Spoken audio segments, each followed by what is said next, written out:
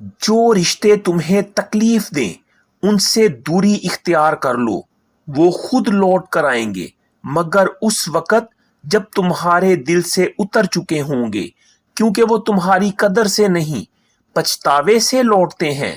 جس کی دی ہوئی تکلیف سے تم آج رو رہے ہو، وہ کل تمہارے پچھتاوے میں روئیں گے۔ زبان دراز لوگوں سے ڈرنے کا کوئی فائدہ نہیں، وہ تو شور ڈال کر اپنی بھڑاس نکال لیتے ہیں، مگر ڈرو ان لوگوں سے جو سہ جاتے ہیں، کیونکہ وہ معاملہ اللہ کے سپرد کر دیتے ہیں۔ جہاں نا انصافی کی گنجائش نہیں ہوتی، وہاں دیر ہے مگر اندھیر نہیں۔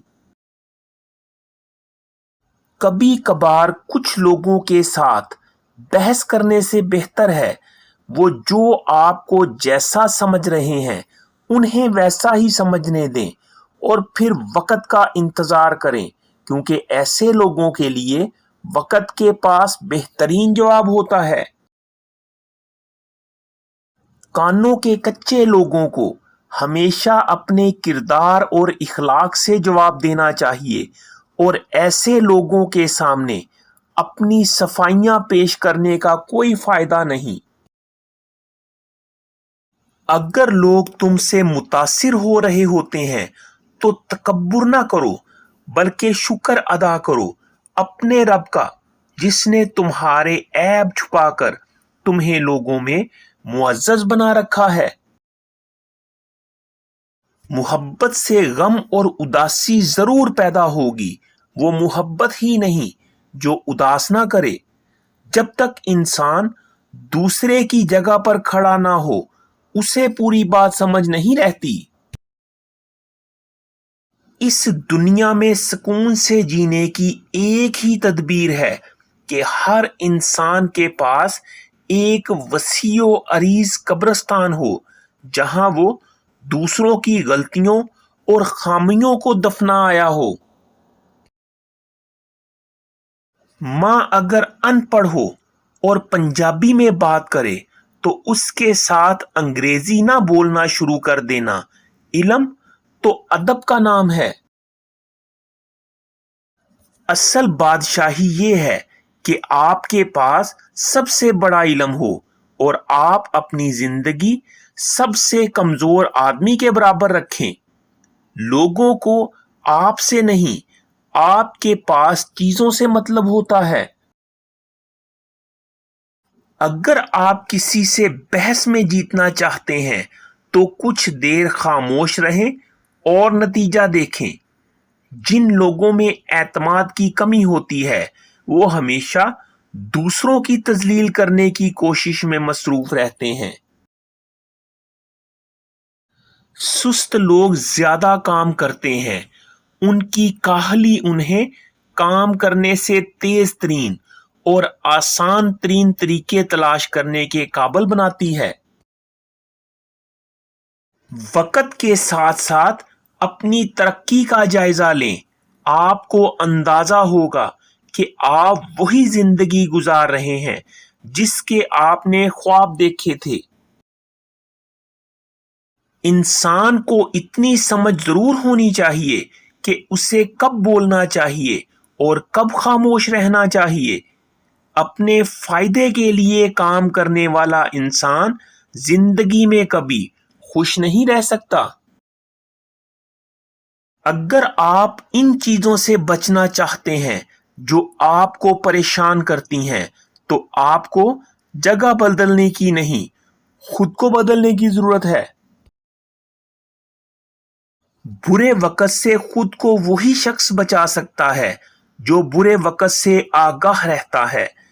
آپ کا ہر خیال آپ کے کردار کا مستقل حصہ بن جاتا ہے۔ ایک سچی دعا کیا کرتی ہے؟ آنے والی مصیبت کو روکتی ہے، اور جو مصیبت اتر چکی اس کو ہلکا کرتی ہے۔ مومن کا ہتھیار ہے، دین کا ستون ہے، آسمانوں اور زمین کا نور ہے۔ حضرت علی رضی اللہ تعالی عنہ نے فرمایا، کسی کے برا کہہ دینے سے نہ ہم برے ہوتے ہیں نہ ہی اچھے. اپنی زبان سے ہر شخص اپنا ظرف دکھاتا ہے، دوسرے کا عکس نہیں.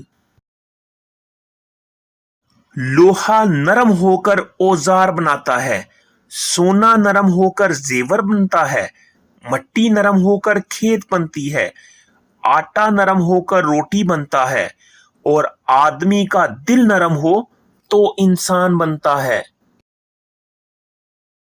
ہمارے ہاتھ سے اگر کھانے کا ٹکڑا چھوٹ کر کچے فرش پر گر جاتا اور ہم اسے اٹھا کر پھر کھانے لگتے تو اماں دور سے ہی جوتی اٹھا کر کہتی تھی، نہ شکرے نہ دیدے، پہلے چوم کر اور پھر ماتھے پر لگا کر کھائے، رزق کی بے عزتی کی تو جان نکال دوں گی.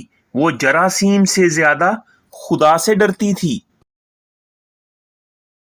رشتوں کی بقا کے لیے رابطہ ضروری ہے. نظر انداز کرنے سے تو اپنے ہاتھوں سے لگائے ہوئے درخت بھی مرجھا جاتے ہیں. آپ کب اور کس جگہ صحیح تھے یہ بات کوئی یاد نہیں رکھتا، ہاں مگر آپ کس جگہ غلط تھے یہ کوئی نہیں بھولتا. بہنوں کے حق کبھی مت کھاؤ، کیونکہ والدین کی وراثت میں جتنا آپ لوگ حقدار ہو اتنی ہی تمہاری بہنیں بھی حقدار ہیں.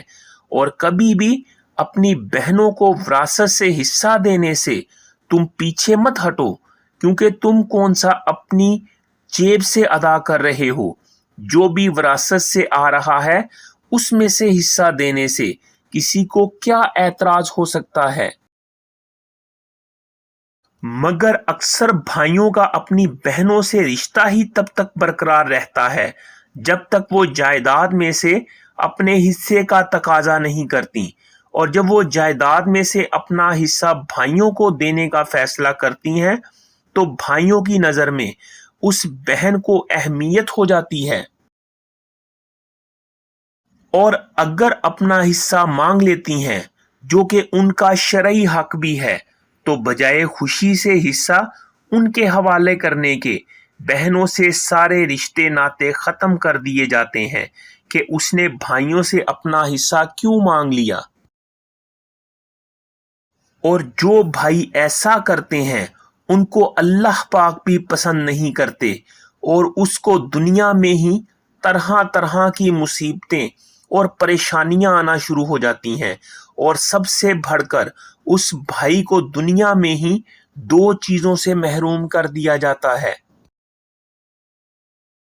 وہ دنیا میں رہتے ہوئے جو بھی کام شروع کرتے ہیں اس کام میں سے برکت ختم ہو جاتی ہے، اور چاہے وہ کام اچھا ہو یا برا اس میں کبھی کامیاب نہیں ہو پاتے، اور ناکامی ان کا مقدر بن جاتی ہے. ان کی اولاد بھی ان کی طرح ہی ہو جاتی ہے، اور بڑی ہو کر وہ اپنے والدین کی نافرمان ہوتی ہے، اور وہی کچھ کرتی ہے جو اپنے بڑوں کو کرتے دیکھتی ہے، اور وہ بھی اپنے قریبی رشتوں کے حق پر ڈاکہ ڈالتی ہے اور دوسروں کے مال پر ہی نظر رکھتی ہے، اور وہ بھی دنیا میں ناکام ہی ہوتی ہے، کبھی کامیاب نہیں ہو پاتی.